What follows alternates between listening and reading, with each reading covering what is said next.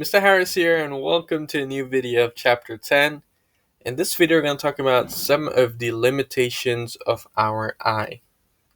So first off, we cannot see objects clearly when they're either too near, too far away, or also most of the times, or if not all the time, we cannot see objects that are very, very small, for example, bacteria.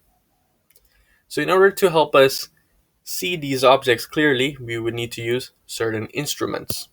Say, for example, we could use hand lenses. So this is actually just a fancy name for magnifying glass or a magnification glass. And also we could use microscopes to help us see small objects. For example, we could use hand lens or magnification glasses to allow us to see small parts. For example, you can see a small parts of a butterfly over here. We could also use a microscope to help us see certain cells in a tissue, for example. We could also see objects that are far away using instruments such as binoculars or telescopes. So binoculars we could usually use for if you want to go out and see objects or even living things that are far away. So, for example, for bird flying, you can see a bird flying or just some random sightseeing. You can use binoculars. Also, we could use a telescope to see far away objects like planets in the space. I'm not sure whether any of you guys have a telescope, but mainly in Hong Kong, we mainly use binoculars. So, we cannot see clearly images that are too, or objects that are too far away, too near, or too small. And in order to see these objects, we will need to use certain instruments. For example, hand lenses, microscopes, binoculars, or telescopes. All of these instruments, they help to extend our vision.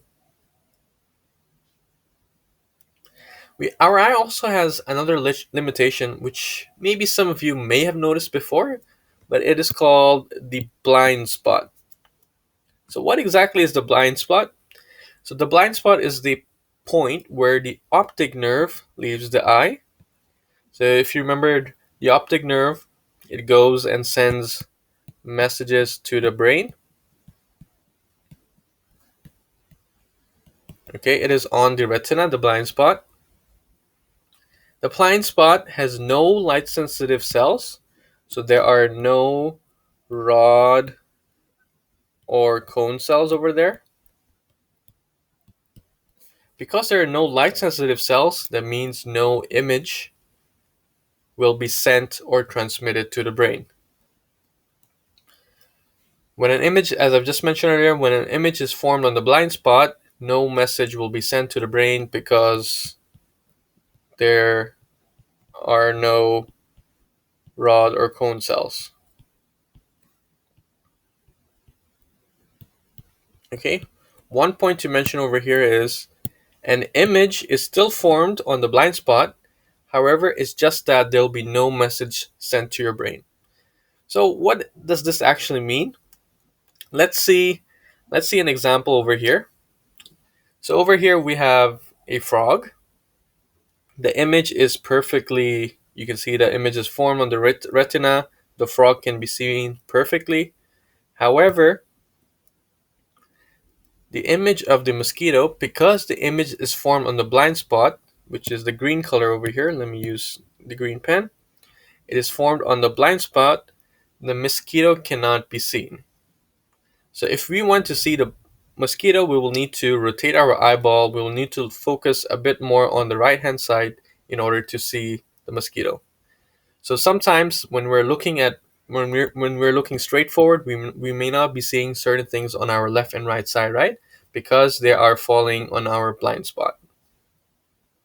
So that is what it means over here. Even though an image is formed on the blind spot, we cannot see the object because there is no message being sent to the brain. All right.